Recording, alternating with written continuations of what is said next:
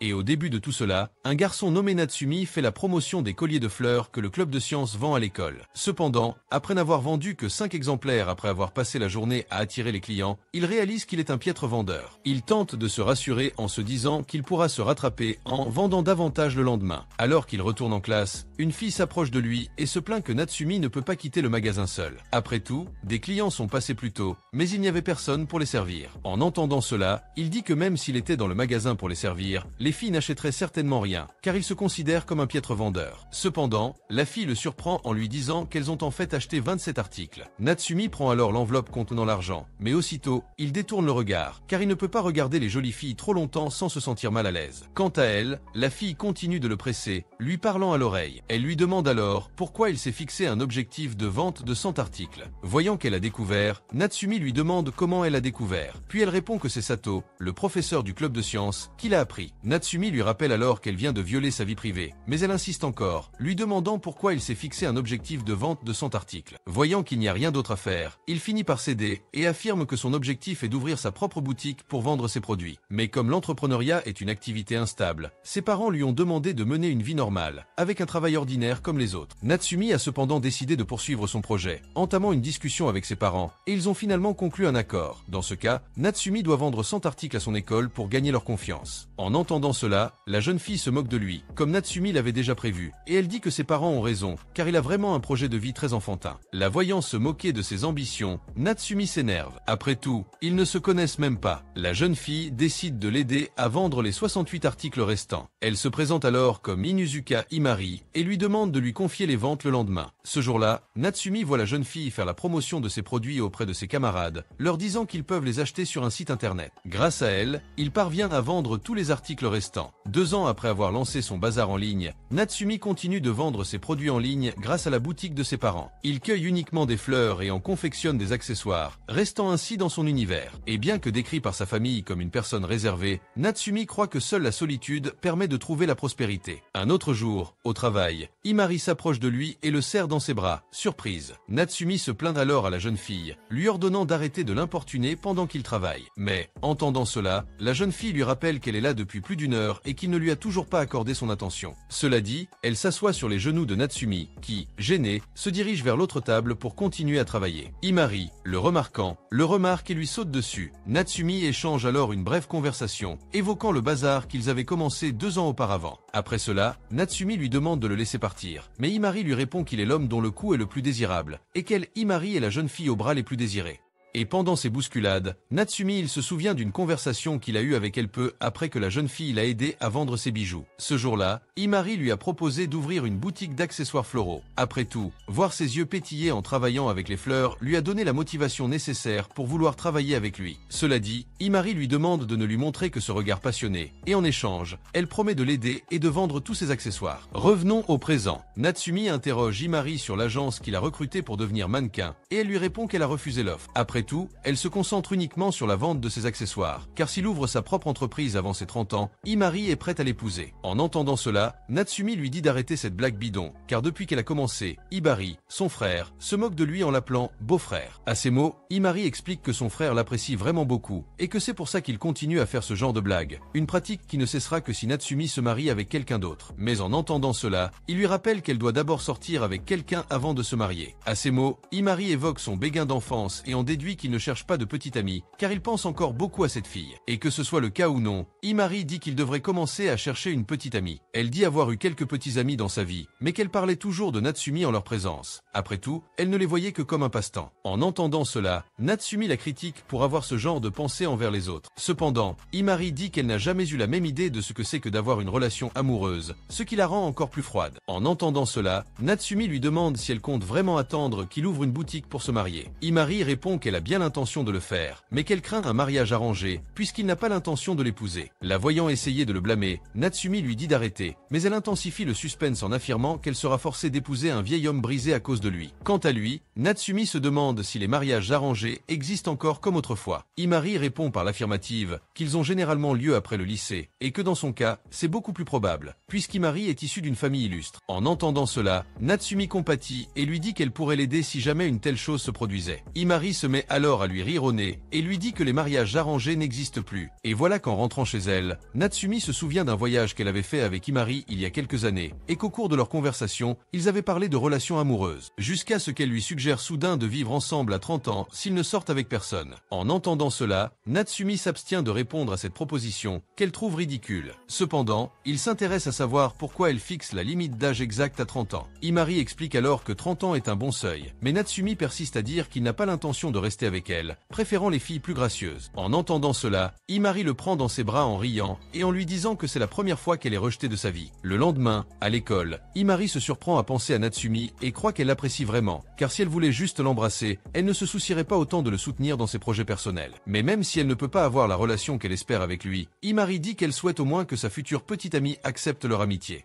Après tout, elle se sentirait très triste, il doit s'éloigner de lui simplement parce qu'il a commencé à sortir avec quelqu'un. Pendant ce temps, Natsumi se rend à un distributeur automatique de l'école, jusqu'à ce qu'une fille s'arrête à côté de lui pour acheter quelque chose. Il la fixe avec obsession, mais soudain, son bracelet se casse. Natsumi profite de l'occasion pour engager la conversation avec la jeune fille et lui propose de réparer l'accessoire. Cependant, celle-ci le regarde avec mépris et lui demande pourquoi il veut l'aider. Natsumi s'enfuit alors en lui disant d'oublier ce qu'il a dit. Un peu plus tard, Makishima, un camarade de classe, s'approche de lui. Imari se rend également sur place et commence à embrasser Natsumi. Soudain, ils se disputent pour savoir qui est le maître de Natsumi. Il trouve étrange qu'ils se disputent autant. Après tout, Imari et Makishima sont déjà sortis ensemble. Imari lui rappelle qu'elle a toujours considéré ses petits amis comme de simples passe-temps, mais que Makishima refuse de se souvenir du temps passé ensemble. Ils commencent à se disputer, mais Natsumi les interrompt et demande ce que Makishima fait là. En entendant cela, le garçon va droit au but et demande si Natsumi a parlé à une fille près des distributeurs la veille. À ce moment-là, Natsumi se souvient de la jeune fille et suppose qu'il s'agit d'une autre de ses petites amies. Cependant, Makishima affirme que ce n'est pas le cas. En réalité, il appelle Rin et lui dit qu'elle veut réparer son bracelet. Ils se rendent ensuite dans la chambre de Natsumi, où elle commence à analyser l'état critique du bracelet. Il prend alors une expression inquiète, ce qui met Rin en colère. La voyant se rapprocher de Natsumi, Imari lui explique que le garçon est généralement très timide avec les inconnus, puis pointe un miroir vers le visage de Rin, révélant son expression effrayante. Et quand elle se voit si en colère dans le miroir, Rin tombe en arrière, effrayé par sa propre image, ce qui pousse Imari à se moquer de son visage. Puis, Rin se relève et commence à faire léviter Imari d'une seule main, lui rappelant les fois où elle lui a fait du mal. Et ne voyant aucune issue, Imari décide de faire appel, en caressant les seins de Rin afin de la faire lâcher prise. À ces mots, Rin prend peur et offre à Imari une empreinte de main sur son visage. Puis, la jeune fille reste à la table d'accent grave côté, tandis que Natsumi répare le bracelet avec Rin. Mais lorsqu'elle remarque son absence, Rin est désorienté, et Imari lui explique qu'il est généralement très concentré sur son article. Après avoir terminé le bracelet, il rentre seul chez lui. Quant à Rin et Imari, ils continuent leur chemin ensemble. Soudain, Rin se met à discuter et fait un commentaire sur une personne qu'elle aimait bien mais qu'elle n'avait jamais vue. Elle montre ensuite une photo d'Imari avec les accessoires créés par cette personne, c'est-à-dire Natsumi lui-même. En entendant cela, Imari réalise qu'elle n'est plus la seule à pouvoir admirer le travail de Natsumi.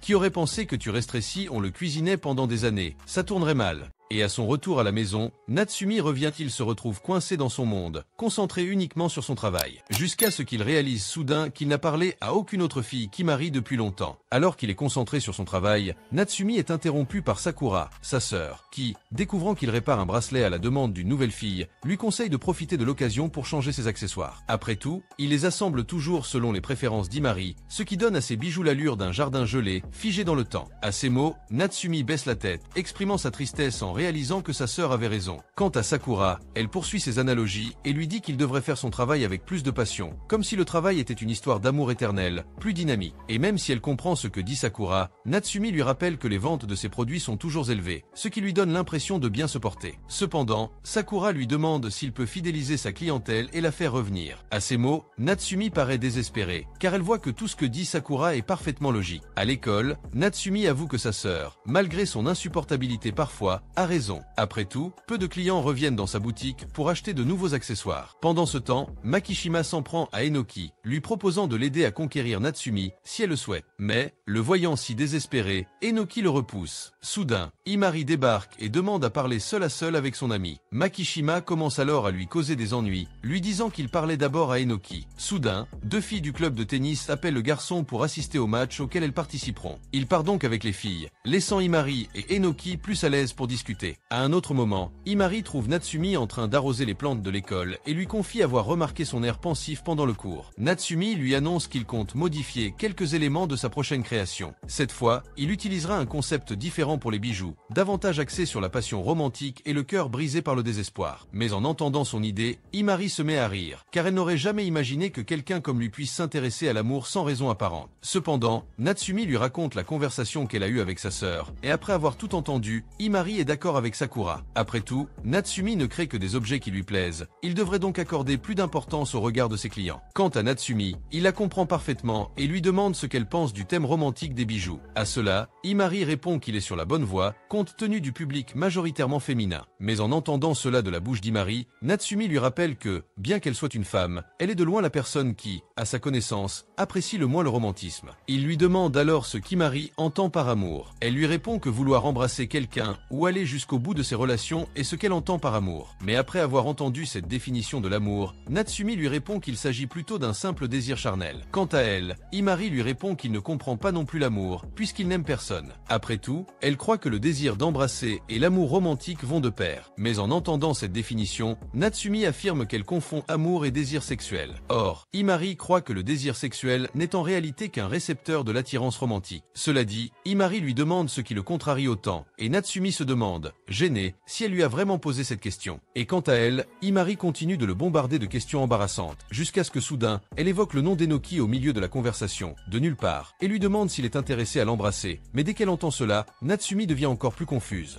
et lui demande pourquoi elle a mentionné Enoki. Himari répond qu'il serait plus facile de lui donner un modèle de fille idéale, pour illustrer ce qu'elle essaie de dire. À ce moment-là, Natsumi décide de donner immédiatement la réponse qu'elle cherche. Elle affirme n'avoir jamais regardé une fille et avoir eu envie de l'embrasser. Entendant cela, Himari propose de faire un test, auquel cas elle serait prête à l'embrasser. Cependant, Natsumi lui rappelle que pour embrasser quelqu'un, il faut d'abord ressentir une attirance romantique. Il lui demande donc si elle le voit vraiment ainsi. Sur ce, Himari change de sujet, affirmant qu'elle ne voit Natsumi que comme sa meilleure amie, mais elle lui rappelle que ni lui ni elle n'ont jamais éprouvé le désir d'embrasser quelqu'un, et que s'il se force, il pourrait finir par reconnaître cette sensation. En entendant cela, Natsumi réalise qu'elle a eu une idée brillante, mais trop absurde pour être mise en pratique. Tandis qu'il réfléchit à ce qu'il vient d'entendre, Himari s'avance vers lui et lui prend la main. Après cela, Himari dit que lui tenir la main n'est pas très différent de l'embrasser. Après tout, lui toucher la main et l'embrasser engendrerait le même contact cutané. Elle considère donc les deux choses comme identiques. Et bien qu'elle lui donne le feu vert pour l'embrasser, Natsumi en déduit qu'elle ne fait que lui jouer un autre tour, et au final, elle recommencera à le taquiner comme d'habitude. Mais en lui accordant plus d'attention, il remarque la jeune fille aux joues rouges, comme si elle s'intéressait sincèrement à lui. Elle commence alors à l'attirer de plus en plus près, et Natsumi sent son cœur s'accélérer. Cependant, Himari interrompt tout et montre qu'elle se moquait simplement de lui. Mais pour se faire pardonner sa farce, elle lui propose de sortir avec lui ce samedi-là. Le jour J, le frère d'Himari vient la chercher chez lui et commence à l'appeler « beau-frère » pendant tout le trajet, ce qui la met visiblement mal à l'aise. Cependant, il ne répond pas aux plaisanteries d'Hibari. En arrivant à destination, Natsumi dit au revoir à Hibari et va à la rencontre d'Himari. Ce dernier, en le voyant, commence à critiquer son style habituel, affirmant qu'il aurait dû s'habiller un peu mieux pour la rencontrer. Cependant, Natsumi l'informe qu'Hibari le bousculait sans cesse, ce qui l'empêchait de s'habiller davantage. Himari lui répond qu'ils ont un invité spécial et qu'il aurait donc dû faire plus attention à son apparence. Dès qu'elle le voit, Natsumi prend peur, car elle n'imaginait pas rencontrer Enoki par hasard. Alors qu'il se dirige vers un restaurant, Himari lui demande quelle sera l'image de son prochain produit. Natsumi répond qu'il n'a encore rien pensé et que, bien qu'il sache l'importance d'essayer de nouvelles choses dans son entreprise, il ne sait toujours pas quoi faire. En entendant cela, Himari l'informe qu'Enoki s'est porté volontaire pour être son mannequin temporaire, ce qui serait sa façon de le remercier d'avoir réparé son bracelet. Sur ce, Himari plaisante à nouveau avec Natsumi, lui disant qu'il a de la chance d'avoir deux beautés pour lui tout seul, prétextant que c'est pour le travail. Quant à lui, Natsumi trouve toujours la situation trop soudaine, mais Himari lui dit qu'il devrait changer de mannequin de temps en temps, afin d'avoir plus d'inspiration. Il suggère également qu'il prenne des photos à la boulangerie d'Enoki. En entendant cela, Enoki sort son téléphone portable et lui dit qu'il devra demander la permission à sa mère avant de prendre les photos. Et lorsqu'il se retrouve seul avec Himari, Natsumi lui dit que la fille force un peu trop cette fois-ci. Cependant, Himari répond qu'en fait, Enoki est attiré par lui, mais qu'il est si timide qu'il lui faut un petit coup de pouce. Et puis, lorsqu'il passe devant une bijouterie, Natsumi s'enthousiasme en essayant des colliers sur Enoki, qui trouve étrange qu'ils soient tous les deux si enthousiastes. À ces mots, Himari se moque de la situation, disant que Natsumi est vraiment très étrange. Et en entendant cela, Enoki se met à rire de leur interaction.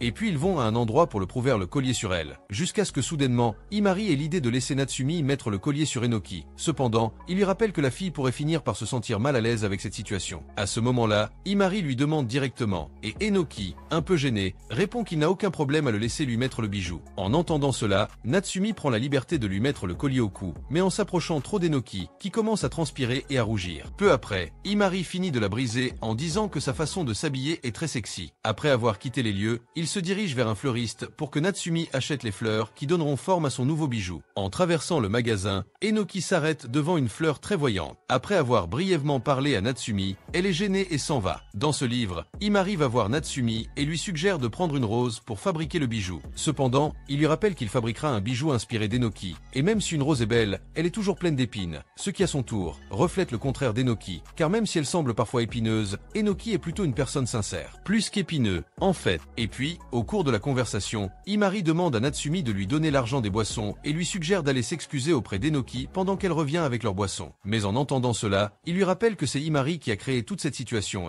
et de plus, il demande à ne pas rester seul avec Enoki pour éviter toute gêne supplémentaire. Sur ce, Imari n'accorde aucune importance à ce qu'il dit et lui conseille de considérer ce moment seul avec elle comme un simple entraînement. Natsumi fait ce qu'elle suggère et s'excuse auprès d'Enoki pour ce qu'Imari a fait à ce moment-là. Ensuite, Enoki commence à parler un peu plus de la relation qu'elle entretenait avec Imari lorsqu'elle était enfant. En l'occurrence, sa mère l'a envoyé parler à Imari, car la fille était toujours enfermée à la maison et passait ses journées à lire. Puis, Enoki décide d'aller voir Imari et de lui offrir des biscuits pour commencer une amitié. Et pour revenir au sujet des fleurs, Natsumi décide de travailler avec la fleur choisie par Enoki. Après tout, c'est elle son modèle cette fois-ci. Elle dit alors qu'elle préfère les grandes fleurs, et Natsumi suggère alors de fabriquer les bijoux avec des tulipes, car en plus d'être grandes, ces fleurs représentent aussi l'amour et la considération. Et quand il réalise à quel point il connaît les fleurs, Enoki lui demande pourquoi il les aime tant. Natsumi se souvient alors d'une excursion qu'il avait faite avec sa famille au jardin botanique à l'école primaire. Ayant perdu ses parents, il avait décidé d'errer sans but. Soudain, il rencontra une fille perdue comme lui. Il décida alors de dépenser l'argent de poche reçu de ses parents pour lui offrir une fleur. Après avoir enfin retrouvé ses parents, la fille leur dit au revoir et part avec eux, promettant de garder la fleur qu'elle avait reçue de Natsumi en souvenir. Au milieu de son récit, Enoki l'interrompt et ajoute quelques détails, affirmant que la fille qu'il a rencontrée était en réalité elle. Et puis, à la tombée de la nuit, Natsumi remarque qu'Imari est arrivé un peu en retard, et Enoki, quant à elle, ignore cela et se contente de lui demander son contact. Pendant ce temps, Imari se souvient du rapprochement entre Natsumi et Enoki, et remarque qu'ils n'ont jamais eu besoin de son aide pour se revoir. Après tout, le destin l'avait déjà fait pour eux.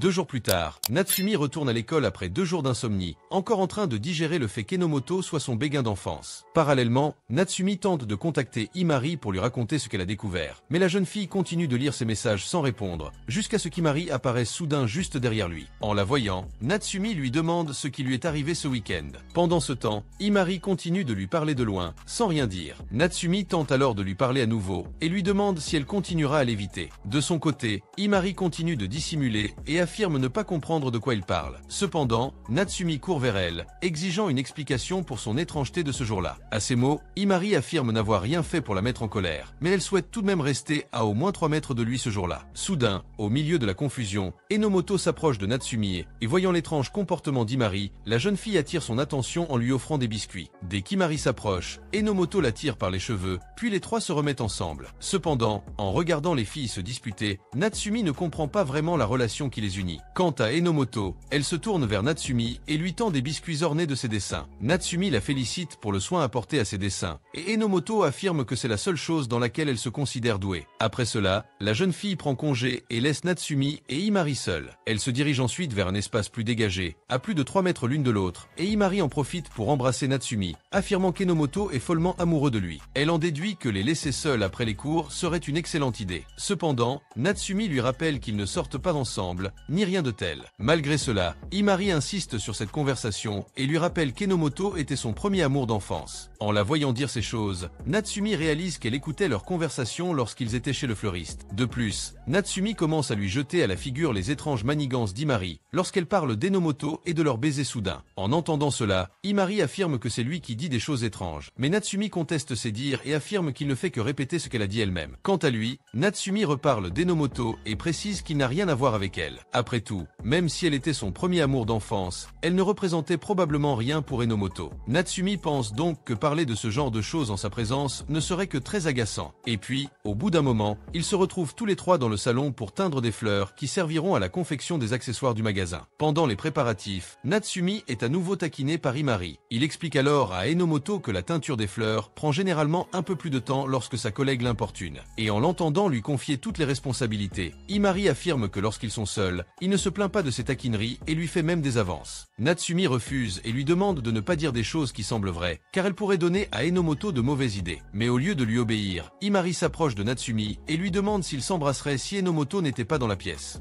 Natsumi s'irrite encore plus contre Imari et tente d'arranger les choses. Cependant, Enomoto, gêné, décide de partir, les laissant seuls. Sur ce, Imari s'allonge sur la table et se met à rire de manière incontrôlable, jusqu'à ce qu'elle lui demande de l'aider à la relever. Mais dès que Natsumi tend la main, il finit par tomber sur Imari, et la jeune fille leur demande à son tour de continuer, car après tout, Enomoto pense déjà qu'ils font ce genre de choses. De plus, Imari lui rappelle qu'il va créer des accessoires inspirés du sentiment amoureux, alors elle lui propose de vivre cette expérience avec elle. Natsumi, quant à lui, se sent sous pression et sur le point de l'embrasser. Il commence à croire qu'ils ne sont que de bons amis. En même temps, il est ébloui par sa beauté et décide de l'embrasser. Mais avant de la toucher enfin, il remarque qu'Imari filme la scène. Il lui prend alors le téléphone des mains et prend peur en le voyant faire une moue proéminente. Quant à Imari, elle se met à rire de nouveau et dit que c'est agréable de taquiner Enomoto. En entendant cela, Natsumi lui fait comprendre qu'il n'y a aucun problème à jouer avec lui, mais il lui demande de laisser Enomoto en dehors de ça. Puis, Imari lui tourne le dos et commence à le dénigrer, le traitant d'otaku des fleurs et affirmant que Natsumi aurait pu l'embrasser à ce moment-là. En l'entendant dire ces choses, Natsumi conteste ses propos, mais Imari quitte les lieux en le traitant d'hystérie. En quittant la pièce, Natsumi rencontre Makishima, qui commande sa popularité auprès des filles. Makishima lui demande alors jusqu'où il est allé avec Enomoto et affirme que la fille est vraiment un festin 5 étoiles, car en plus d'être très belle, elle lui a même apporté des biscuits personnalisés. Mais en l'entendant traiter Enomoto de cette façon, Natsumi attire son attention sur ce point et demande à Makishima d'arrêter de parler ainsi de son ami d'enfance. Cependant, Makishima l'irrite encore plus en affirmant qu'Enomoto a trouvé son prince charmant, en l'occurrence Natsumi. Or, ce prince est totalement incompétent. Malgré tout, Makishima croit qu'Enomoto apprécie le comportement de Natsumi, qui a un goût atroce en matière d'homme. En entendant cela, Natsumi conseille au garçon de se tenir à l'écart de cette histoire entre lui et Enomoto, car il subit déjà beaucoup de reproches, notamment concernant les bizarreries d'Imari. En entendant cela, Makishima demande à Natsumi de lui expliquer plus en détail ce qui la rend bizarre. Il lui répond alors qu'Imari se rapproche de lui plus qu'avant, car même si elle était déjà très collante, elle essaie de l'être encore plus. En entendant tout ce contexte, Makishima s'interroge et décide de trouver un moyen de mieux comprendre ce que pense Imari. Et puis, un autre instant plus tard, Natsumi termine de teindre les fleurs, puis appelle Enomoto pour qu'il les voie. Quant à Imari, elle les observe de loin et dit qu'ils ont déjà pris l'habitude d'agir comme un couple amoureux. En entendant cela, Natsumi change brusquement de sujet et commence la séance photo qu'elle avait prévue avec Enomoto. Mais pendant le travail, Imari se tient derrière Natsumi et lui annonce qu'il va prendre des photos osées d'Enomoto. Natsumi lui dit de baiser tranquillement. Cependant, Imari insiste et lui reproche d'être fou pour prendre ce genre de photos et les ajouter à sa collection érotique. Entendant cela, Natsumi l'interpelle à nouveau et menace de la mettre à la porte si elle persiste. Cela dit, il commence à se concentrer sur son travail et remarque qu'il fait ressembler Enomoto à Imari sur les photos. Il essaie donc de trouver une solution pour rendre les photos d'Enomoto plus authentiques et moins proches de celles d'Imari.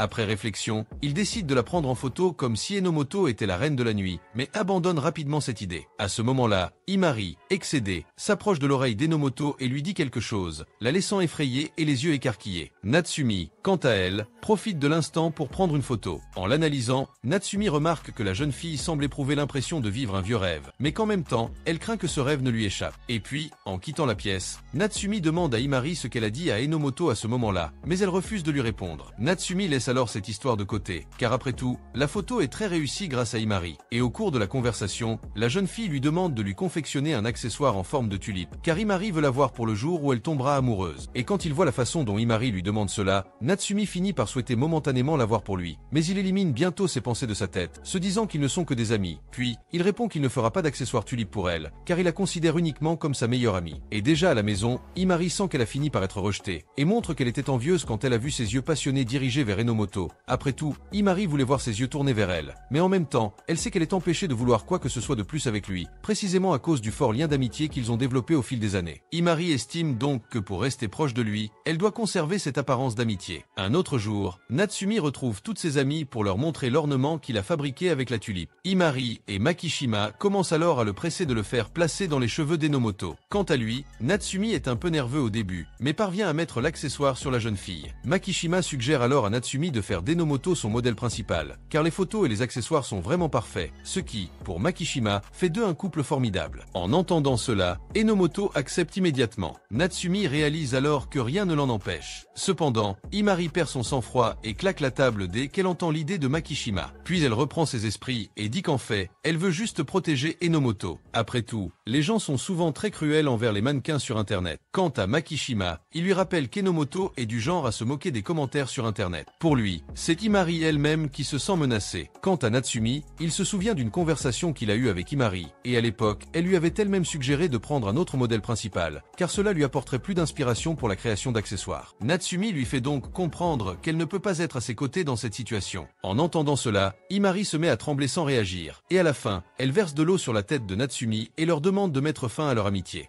Eh bien, en réfléchissant un peu plus à la discussion Kyo avec Imari, Natsumi trouve étrange qu'elle n'ait pas aimé avoir Enomoto comme modèle principal. Et puis, il se demande pourquoi elle a eu ce genre de réaction. Et déjà à l'école, Natsumi s'assoit à son bureau et remarque qu'Imari le regarde, comme si elle disait qu'il n'avait pas eu de chance de perdre son amitié. Et même si elle est vraiment très belle, Natsumi dit qu'il est prêt à supporter cette perte. Après tout, il veut la combattre à armes égales. Mais au cours de ces jeux psychologiques, Natsumi dit qu'ils n'auront plus de magasin ensemble, comme il l'avait prévu auparavant. À ce moment-là, Imari pose sa tête sur la table, faisant semblant d'avoir entendu quelque chose de très offensant. Puis, les autres étudiants remarquent la fille triste et commencent à juger Natsumi, même sans avoir entendu exactement ce qu'ils ont dit. Et en regardant son téléphone portable, Natsumi remarque qu'Imari lui a envoyé un email, montrant qu'elle a rejoint une agence de mannequins. Et quand il lit l'email en entier, il a peur et lui demande de mieux expliquer la situation. Cependant, Imari l'ignore et sort de la pièce, le laissant derrière. Dans ce film, Enomoto le retrouve dans les couloirs de l'école et lui montre un message qu'il a reçu d'Imari, dans lequel elle dit qu'elle déménagera à Tokyo après avoir été embauchée par une agence de mannequins. Et après avoir montré le message, Enomoto s'excuse auprès de Natsumi et dit que c'est sa faute si cela est arrivé. Car si Enomoto n'avait pas choisi d'être le modèle principal, Imari travaillerait toujours avec eux. Mais en entendant cela, Natsumi la rassure, en disant qu'elle n'est responsable de rien. Et de plus, il suggère qu'il reste simplement à la recherche d'Imari pour mieux comprendre ce qu'est ce travail qu'elle a obtenu à Tokyo. Dans ce cas, il décide de tendre un piège à Imari, en plaçant des biscuits et sa boisson préférée sur un banc pendant qu'ils attendent qu'Imari apparaisse. Et après quelques secondes, elle apparaît réellement là pour récupérer les bonbons. À ce moment-là, Natsumi s'approche d'elle, lui demandant plus d'informations sur le travail qu'elle a l'intention de faire. Mais au lieu de s'arrêter pour lui parler, Imari se remet à courir. Puis, elle retourne à l'école, mais est surprise par Natsumi dans les couloirs. Et puis, il lui demande pourquoi elle est si en colère parce qu'Enomoto est le modèle. Et en entendant cette question, Imari gifle Natsumi et dit que sa colère n'a rien à voir avec cela, car elle n'est en colère qu'avec lui-même. Dans ce document, Natsumi énumère plusieurs mauvaises choses qu'elle lui a également faites, y compris ce dernier acte consistant à le gifler de nulle part. Et quant à son voyage à Tokyo, Natsumi dit qu'elle aurait au moins pu lui en parler, car partir sans même expliquer pourquoi donnerait l'impression qu'il n'avait aucune importance pour elle. Cela dit, Natsumi commence à s'engager davantage dans cette voie, en disant qu'elle a toujours vu comme un idiot dont elle pouvait se moquer et lui faire fabriquer des bijoux. Mais en entendant cela, Imari dit qu'il la traitait également comme une personne de faible valeur, et qu'elle n'était assez bonne que pour être son aide dans son travail. Dans ce cas, Natsumi essaie de régler la situation, en disant qu'il ne l'a jamais vue comme ça. Cependant, Imari lui rappelle qu'il a même changé comme modèle principal pour mettre Enomoto, ce qui renforce son sentiment de quelqu'un de jetable. Cela dit, elle se met à pleurer, car elle pense qu'il est injuste que quelqu'un d'autre soit le premier à utiliser ses accessoires. Après tout, il avait promis qu'elle seule serait digne d'un tel privilège.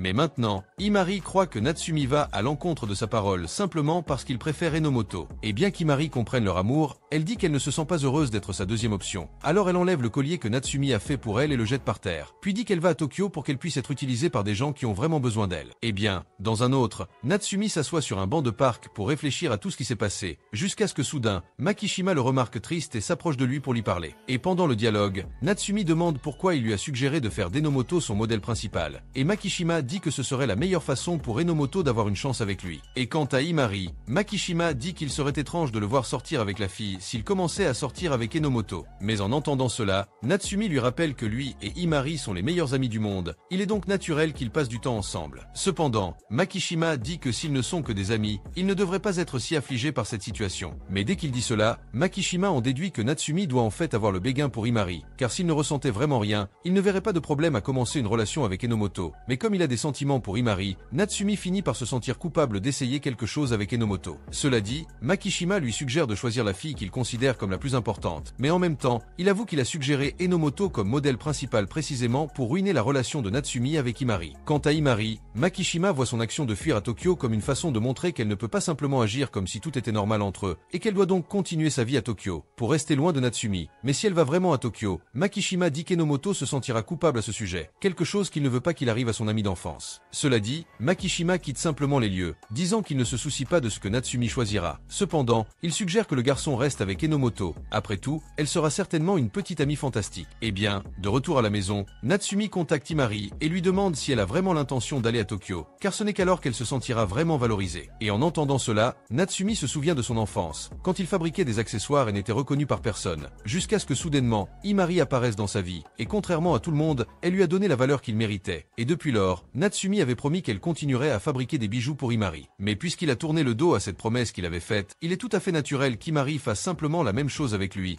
laissant complètement la vie. Et bien qu'il comprenne ce côté, Natsumi insiste et lui demande si elle n'a pas l'intention d'abandonner Tokyo, mais Imari dit non. Et puis, Natsumi reprend enfin ses esprits et comprend que les choses ne peuvent pas toujours se passer comme il le souhaite. Et pendant ce temps, Imari reste à la maison en riant simplement de la situation et de la façon dont elle a quitté la tête de Natsumi. Après tout, elle n'avait jamais prévu d'aller à Tokyo depuis le début. Après tout, elle n'est pas mécontente de l'endroit où elle est, et elle n'a pas non plus l'impression d'avoir besoin de la validation de qui que ce soit pour être heureuse. Mais en se souvenant de ses faux pleurs lorsqu'elle a cassé l'accessoire qu'il avait fabriqué, Imari réalise qu'elle devra lui ordonner de lui faire un autre collier. Après tout, elle peut continuer à utiliser la carte de la fuite à Tokyo comme chantage, et ainsi, elle pourra faire à Natsumi tout ce qu'elle veut. Mais le lendemain, lorsqu'elle le rencontre à l'école, Imari trouve étrange qu'il l'ignore. Comme si elle avait accepté qu'elle ne le faisait passera bientôt dans cette ville. Et elle en déduit donc qu'il ne peut tout simplement pas accepter de l'avoir perdu, et c'est pourquoi il agit bizarrement. Et alors que la nuit tombe, elle décide de vérifier ses réseaux sociaux pour voir si elle peut trouver quelque chose d'intéressant. Mais quand elle le fait, Imari trouve une photo de lui en train de manger de la glace avec Enomoto. Et quand elle réfléchit un peu plus à ce qu'elle voit, Imari se rend compte qu'elle a fini par perdre complètement son espace. Eh bien, un autre jour, Imari lui fait remarquer qu'elle n'a pas parlé à Natsumi depuis plus d'une semaine. Puis il demande ce qui se passe entre les deux. À ce moment-là, Imari est surpris par cette question soudaine et laisse tomber le couteau sur le sol. Et en voyant cette réaction, Imari explique qu'il a découvert leur séparation grâce au changement de comportement d'Imari. Cela dit, il demande à nouveau ce qui s'est passé. Et quand elle se sent sous pression, elle parle de la menace qu'elle a proférée d'aller à Tokyo après avoir été rejetée. Et en découvrant que c'était le problème, Imari commence à crier sur la fille et la réprimande pour avoir prévu qu'Imari fasse humilier Natsumi pour qu'elle reste. Après tout, c'est la même chose que de le faire chanter émotionnellement. Et en entendant cette réprimande monstrueuse, Imari s'excuse pour ses erreurs. Cependant, son frère continue de faire pression sur elle, et lui rappelle la promesse qu'elle lui a faite à l'école primaire 2. Dans ce cas, Imari avait promis de ne jamais cesser de soutenir le rêve de Natsumi d'ouvrir son propre magasin. Par conséquent, il lui dit d'arrêter de traiter cela comme une opportunité de se moquer de Natsumi. Cela dit, il demande pourquoi elle provoque tout ce désastre, à quel point Imari s'ouvre et révèle qu'elle a fini par tomber amoureuse de Natsumi, donc continuer ce projet serait la même chose que de se torturer elle-même. Dans ce livre, Imari lui explique que tout dans la vie est fini, car même si elle avait tout l'argent du monde, cela ne lui donnerait pas tout ce qu'elle désire. Et parce qu'il a travaillé sur la construction de plusieurs autoroutes, Imari dit qu'il a entendu beaucoup de critiques. Après tout, dans la construction des autoroutes, d'innombrables maisons ont été sacrifiées. Mais même s'il doit faire ce sacrifice maintenant, Imari lui rappelle que dans 100 ans, ces autoroutes qu'il a construites seront extrêmement utiles pour cette ville. Et après avoir expliqué cela, Imari dit qu'il espère que sa sœur suivra le même exemple, en abandonnant les petites choses de la vie pour en accomplir davantage dans le futur. Mais alors qu'elle se dirige vers l'école, Imari ne comprend pas exactement ce que son frère voulait dire. Eh bien, pendant la pause, Natsumi appelle Imari pour parler seule, et lui révèle qu'elle va quitter l'école pour aller à Tokyo avec elle. Et en entendant cela, elle ne comprend rien. Et puis, Natsumi explique qu'elle a décidé de choisir ce qui est le plus important pour lui. Et dans ce cas, il a décidé de rester avec elle, même s'il a besoin de trouver un autre métier à Tokyo. À cela, Imari lui rappelle qu'il n'a pas le temps de fabriquer les accessoires s'il travaille à l'extérieur. Cependant, Natsumi lui fait comprendre qu'aucun accessoire n'est assez beau sans elle. Et quant à Imari, elle révèle qu'elle n'ira plus à Tokyo, puis demande aux deux de redevenir ce qu'ils étaient avant. Dans ce cas, Natsumi l'accepte en retour, puis lui donne un nouveau bijou qu'elle a fabriqué fabriqué juste pour pouvoir le tester. Dans ce cas, c'est une bague de meilleur ami. Et en recevant ce cadeau, Imari s'excite et saute à nouveau sur lui comme elle le fait toujours. Puis elle demande à Natsumi de mettre la bague à son doigt. Et après cela, quand il est à nouveau seul, Natsumi remercie la fille qui l'a aidé à fabriquer cette bague. Et quand il se souvient qu'il a caché une graine de tulipe violette dans l'accessoire, Natsumi se rend compte qu'il n'est pas encore temps de dire ce que signifie la tulipe violette. Après tout, il ne veut pas être rejeté sitôt.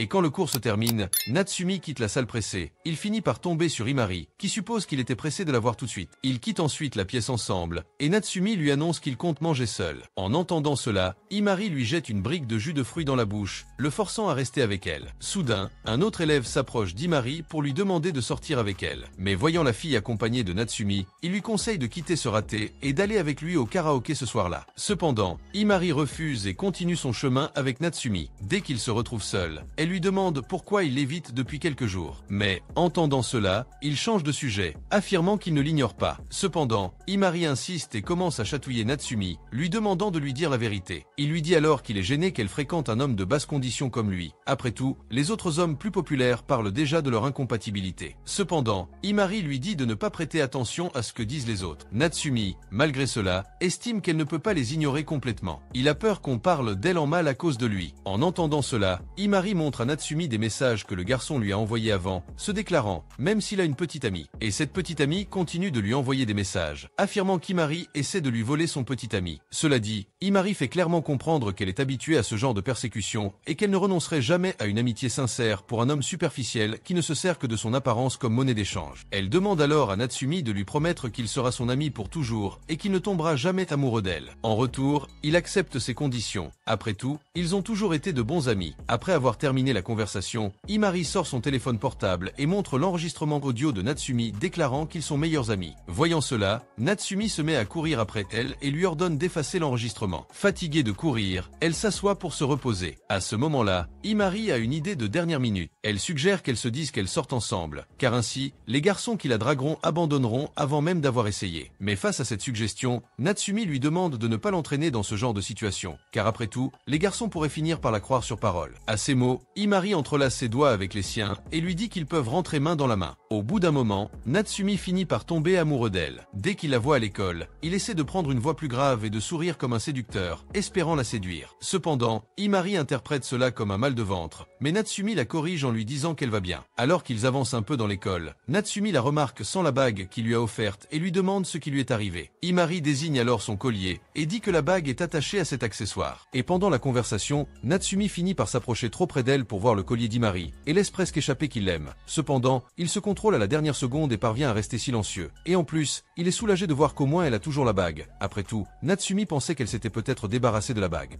De ne plus le vouloir. Et Imari, elle peut lire ce qu'il pense, et en déduit que Natsumi veut vraiment être avec elle, étant donné qu'elle s'inquiète même de choses insignifiantes. Après une nouvelle provocation, il finit par céder et déclare être prêt à sortir avec elle dès qu'elle le souhaite. En entendant ces mots, Imari est légèrement effrayée, mais Natsumi s'empresse de les dissimuler, affirmant qu'elle plaisantait, ce qu'Imari fait toujours pour le mettre mal à l'aise. Et bien qu'il ait tenté de la mettre en colère, Imari réagit avec indifférence, ce qui déçoit Natsumi. Imari montre ainsi clairement qu'elle ne peut pas se laisser berner par une blague aussi fausse. Cependant, Imari lui demande de passer devant pendant qu'elle va aux toilettes. Une fois arrivée, la jeune fille commence à transpirer de ce que Natsumi vient de faire. Contrairement à ce qu'elle lui a montré, Imari ne s'attendait pas à une si belle blague. Après tout, elle s'est presque laissée emporter, croyant qu'il disait la vérité. Pendant ce temps, Natsumi est abordé par un professeur qui lui dit d'aller en salle des professeurs pour récupérer ses examens. Après cela, Natsumi se rend chez Imari et lui révèle qu'il a finalement rendu presque tous ses examens blancs. En l'entendant crier ces informations, Natsumi couvre la bouche d'Imari et dit qu'il a réussi à répondre à quelques questions, mais qu'à cause de sa fatigue ce jour-là, il s'est endormi en plein milieu des examens. En entendant cela, Imari lui demande ce qui lui est arrivé ce jour-là. Natsumi explique alors qu'il était trop excité en fabriquant le collier d'Imari et que c'est pour cela qu'il n'a pas pu aller à l'école avec la moindre concentration le jour des examens. Il assure cependant qu'il pourra repasser les examens dimanche. Et poursuivant la conversation, Imari demande s'il n'a pas peur que les gens découvrent qu'il est derrière ses accessoires. Après tout, si cela arrive, il sera certainement entouré d'un groupe de filles, et en conséquence, elle pourrait finir par par avoir un nouvel Enoki sur leur chemin. Voyant qu'elle craint d'être rétrogradée à nouveau, Natsumi la rassure en lui disant que la bague qu'il a fabriquée n'appartient qu'à elle et à personne d'autre. L'entendant se montrer si prévenant envers elle, de manière presque artificielle, Himari gifle Natsumi, qui reste sans rien comprendre. Himari lui répond alors qu'elle a fait uniquement parce qu'il était trop extravagant. Mais face à cette justification bancale, Natsumi affirme que cela ne justifie pas la gifle. Soudain, ils sont interrompus en pleine discussion par Enoki, qui les fixe d'un air triste. Natsumi lui demande alors depuis combien de temps elle est là, et Enoki répond qu'elle écoute leur conversation pratiquement depuis le début. Elle s'excuse ensuite de les déranger et quitte les lieux. Natsumi remarque alors que la jeune fille semble éviter Himari. De retour en classe, les deux continuent de réfléchir à ces problèmes impliquant Enoki et se concentrent très peu sur le cours. Mais dans le cas d'Himari, elle sait déjà exactement quoi faire. Elle compte bien garder Natsumi pour elle toute seule, même si elle doit le traiter comme son meilleur ami. Après le cours, Himari rencontre Makishima et lui demande pourquoi le garçon est si déterminé à la monter contre Natsumi. Ce faisant, le garçon lui fait comprendre qu'il est du côté d'Enoki dans cette confrontation et qu'il n'a agi ainsi que pour aider son élu. Et considérant la réaction d'Himari à ce qui s'est passé, Makishima dit que les sentiments qu'elle éprouve sont clairs.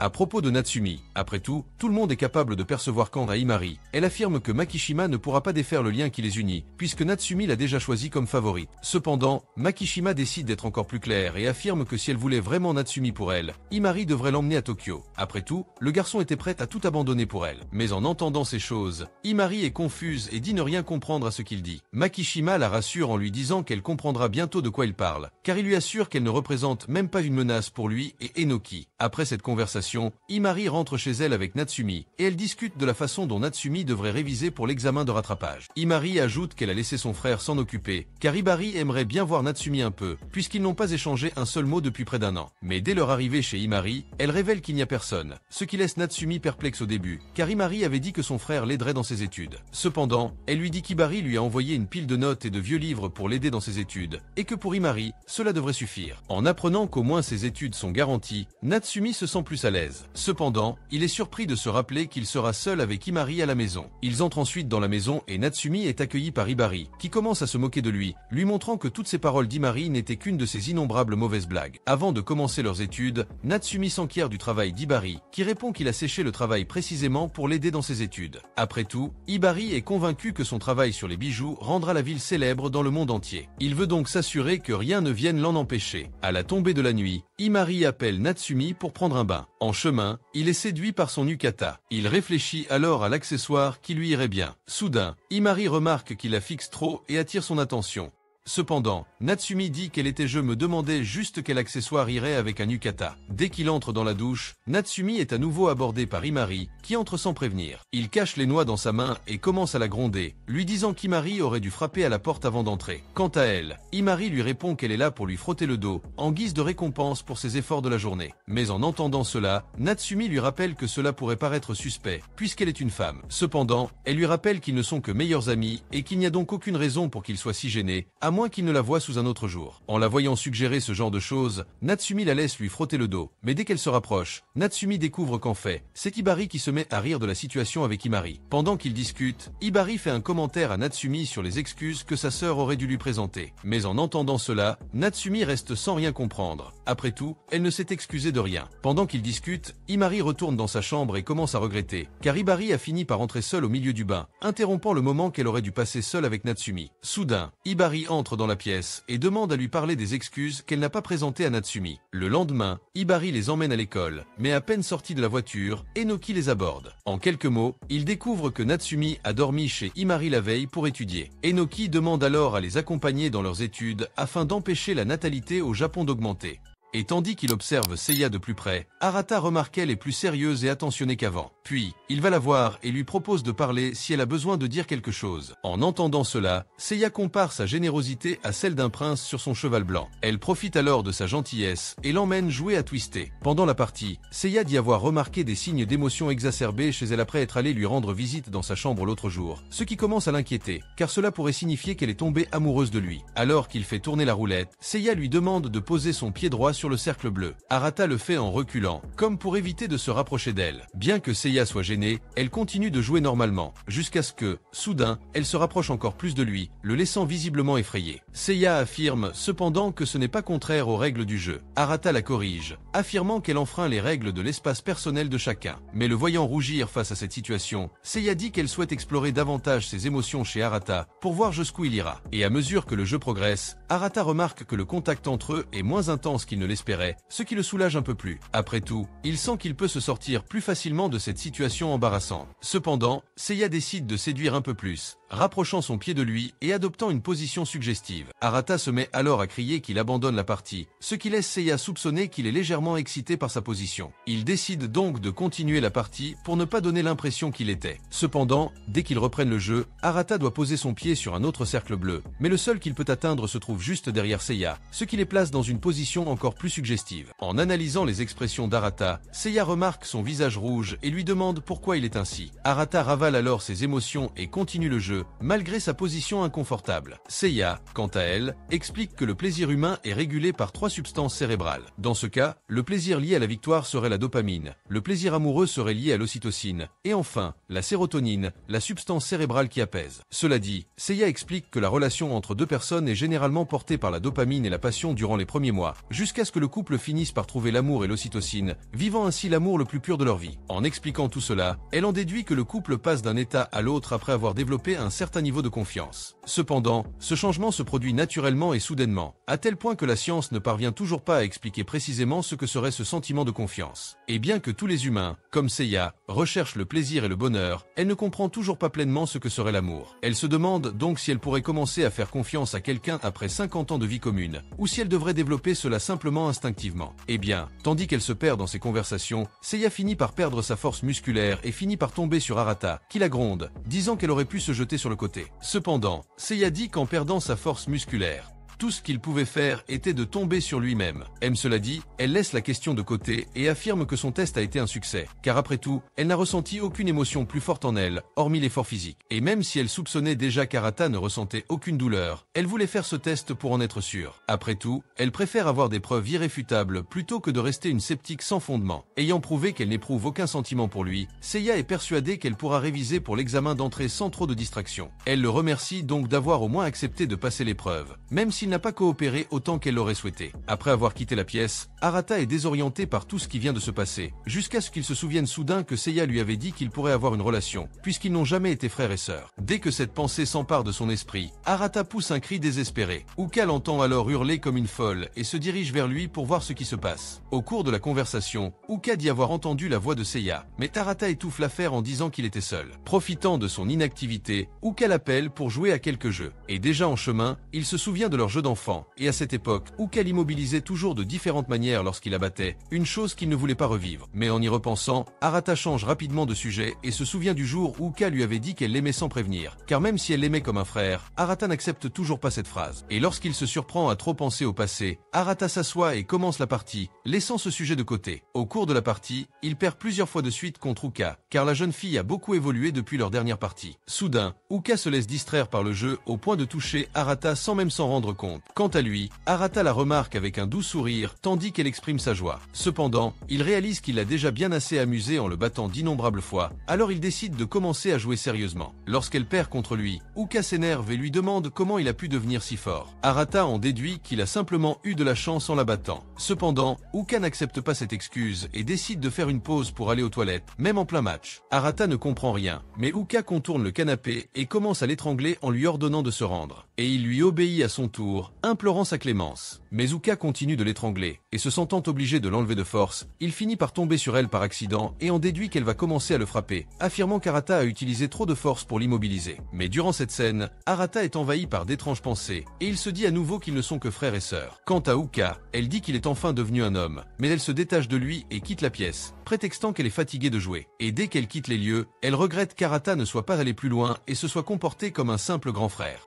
Et quant à Arata, il trouve la phrase qu'elle a prononcée étrange, alors qu'elle était sous lui. Faisant allusion à son passage à l'âge adulte, il en déduit qu'elle vient de dire qu'il est passé de garçon à homme. Mais même s'il veut le croire, Arata remarque qu'il pourrait y avoir un autre sens derrière cette phrase suggestive d'Uka. Et lorsqu'il se retrouve submergé de questions et de réponses, Arata se remet à crier, mais réalise vite qu'il ne peut pas faire grand-chose et décide d'aller se coucher. Le lendemain, Arata est convoqué par son père, qui l'interroge sur la réaction des frères à la révélation explosive qu'il a faite ce jour-là. Arata explique que tous les frères ont adopté des personnalités différentes depuis. Et au cours de la conversation, Kaname demande à Arata s'il a déjà trouvé quelqu'un à épouser. Pendant ce temps, les sœurs regardent un film romantique lorsque, soudain, le protagoniste déclare sa flamme à sa promise. À la fin du film, les filles sont toutes ravies du résultat. Cependant, Uka contredit toutes les autres sœurs, affirmant que recevoir une déclaration d'amour dans un endroit isolé comme celui des personnages du film serait désastreux. À ce moment-là, Banri demande quel serait le contexte idéal pour une déclaration d'amour, et Uka répond que la personne devrait simplement être polie, avoir un bon compte en banque et être grande. En entendant toutes ces caractéristiques, Seiya conseille à Uka de lire moins de mangas, afin d'éviter de se laisser dominer par ses idées d'homme idéal. Voyant ces critiques, Uka lui demande quel scénario romantique elle considérerait comme idéal. Seiya répond qu'elle aimerait un projet d'avenir réaliste, comme une structure familiale, une situation financière stable et un logement. Dès qu'il entend les plans de Seiya, Banri lui dit qu'elle travaille trop sur des stratégies, ce qui n'a rien à voir avec la relation naturelle entre deux personnes. Et puis, quand elles ont fini de discuter de ces sujets plus adultes, les filles regardent Kotono et remarquent qu'il lui faudra encore du temps pour y réfléchir, vu qu'elle est encore à l'école primaire. Soudain, au cours de la conversation, Uka et les autres filles décident de quitter les lieux pour aller dormir. Kotono, quant à elle, reste sur place et suit les traces des autres filles. Arrivée près d'elle, Kotono avoue son amour pour Arata, laissant toutes les filles perplexes. Banri tente alors de calmer les esprits en expliquant que Kotono apprécie beaucoup Arata, mais sans que cela soit lié à une quelconque relation amoureuse. Cependant, Kotono affirme clairement qu'elle l'aime en tant qu'homme, et comme ils ne sont pas frères de sang, elle envisage toujours de sortir avec lui, car légalement, ils n'auront aucun problème. De plus, Kotono affirme qu'elle considère toutes ses sœurs comme des rivales dans son amour pour Arata. Cela dit, Kotono révèle qu'elle était heureuse d'apprendre qu'ils n'étaient pas frères et sœurs, car cela lui a ouvert la voie vers Arata. Pendant ce temps, Arata continue de fixer Kaname après la question embarrassante qu'il a entendue, puis il coupe court à la conversation en lui demandant ce qui a poussé Kaname à épouser leur mère. Il va droit au but, affirmant qu'il la trouvait belle au départ. Et puis, au cours de la conversation, Arata revient sur la confession que Kaname a faite à tous ses frères sans prévenir, et dit qu'il avait probablement une raison de le faire à ce moment-là, mais qu'Arata est convaincu qu'ils ne s'habitueront jamais à cette situation. Cependant, il se dit fier d'être le fils aîné de la famille Shunji, et pour cette raison, il affirme qu'il fera tout pour préserver le bonheur de ses frères.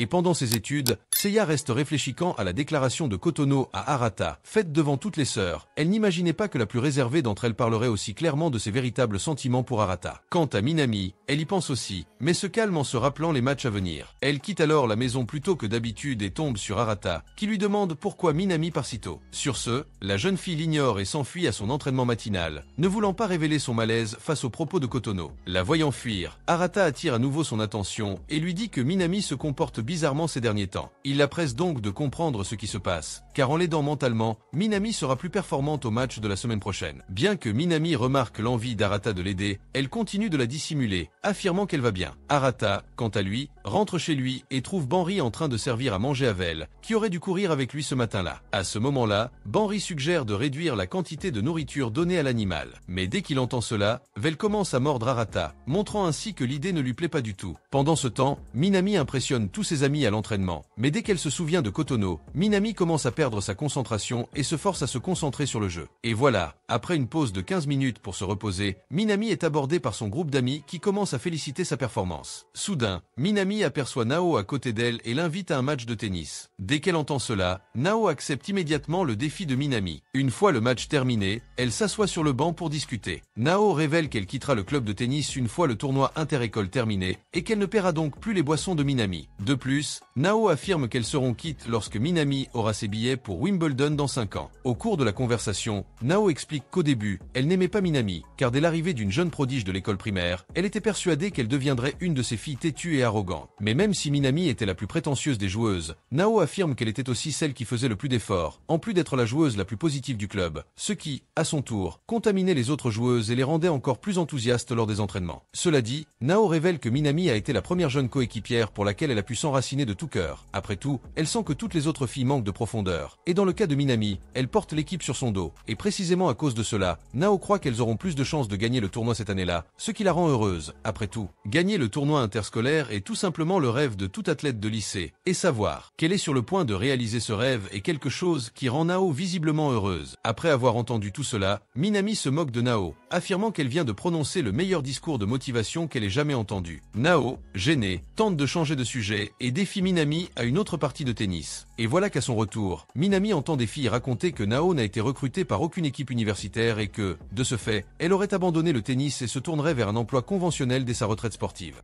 Et entendre ces filles parler Minami se souvient que Nao avait dit qu'elle portait l'équipe sur son dos. Mais contrairement à cela, Minami croit que c'est Nao qui l'a porté tout au long de cette période, car dès son arrivée au club, celle qui l'a accueillie à bras ouverts était Nao elle-même, qui, en défiant Minami à cette époque, ne pouvait plus la battre. Et pour en revenir au présent, Minami exige encore plus d'elle-même pour remporter ce tournoi inter-école, pour au moins offrir à Nao une dernière médaille d'or avant sa retraite sportive. De retour chez elle, Minami se rend directement à l'entraînement. Soudain, Arata s'approche d'elle. Voyant son engagement, il décide de l'aider à s'entraîner plus intensément. Minami lui rappelle alors qu'elle a déjà toute la structure nécessaire à son entraînement et qu'il n'a donc pas à s'en soucier. Cependant, Arata commence à trouver quelque chose d'étrange chez elle et suggère que Minami est blessée, ce à quoi elle tente de changer de sujet en affirmant qu'elle va bien. Mais Arata remarque immédiatement le mensonge flagrant de Minami et lui rappelle qu'elle n'est pas une bonne menteuse. Après tout, Yamaguchi l'a vue s'habiller dans la salle de bain et l'a mis en garde. Arata en déduit qu'elle se comporte bizarrement depuis tout ce temps précisément pour cacher sa blessure. En entendant cela, Minami réalise qu'il a complètement tort. Après tout, elle est inquiète à cause de ce que Kotono a dit à toutes les sœurs. Quant à Arata, il insiste pour être son entraîneur, car il pense qu'elle a besoin de quelqu'un à ses côtés pour empêcher Minami de continuer à s'entraîner de manière incorrecte et de se blesser constamment. Pendant ce temps, Uka boit du thé en repensant à ce qu'elle a entendu de Kotono la veille. À ce moment-là, Minami avait suggéré que Kotono était simplement influencé par la série romantique qu'elle regarde habituellement avec ses sœurs. Cependant, Seiya réfute cette hypothèse et rappelle à Minami que Kotono est déjà assez grande pour ne pas se laisser influencer par une simple série. De plus, Seiya ajoute que le fait que Kotono soit plus timide et continue à dire ces choses est une preuve supplémentaire de son sérieux. Pendant ce temps, Arata commence à masser la jambe de Minami pour atténuer la douleur. Cependant, Minami lui rappelle que sa blessure n'était pas si grave qu'il s'en inquiète autant. Elle se met alors à pester, préférant jouer au tennis ou faire autre chose qui implique de bouger. Arata, quant à lui, se concentre sur le massage des jambes de Minami, quand soudain, il se souvient de l'incident avec Uka et commence à chasser ses pensées inappropriées de son esprit. Cependant, alors qu'il tente de le faire, Arata s'intéresse de plus près à Minami et remarque qu'elle est en réalité très belle, ce qui explique ses nombreux fans dans sa classe. Lorsqu'il se surprend à nouveau à avoir des pensées inappropriées, Arata s'en rend compte et les chasse. Il change alors de sujet et demande si Minami a déjà parlé de sa blessure à la cheville à l'équipe. Minami répond alors qu'elle n'a pas l'intention d'en parler à qui que ce soit, car après tout le monde compte sur elle pour la compétition et qu'elle ne veut donc pas les inquiéter pendant le match et encore moins les décevoir. En entendant cela, Arata comprend les sentiments de sa sœur, mais lui conseille de ne pas en faire trop avant le jour du tournoi, car si elle empire, les choses empireront encore. Et même si elle comprend ce qu'il dit, Minami lui fait comprendre qu'il s'agit d'un tournoi très important dans sa vie et qu'elle doit donc faire de son mieux pour le remporter.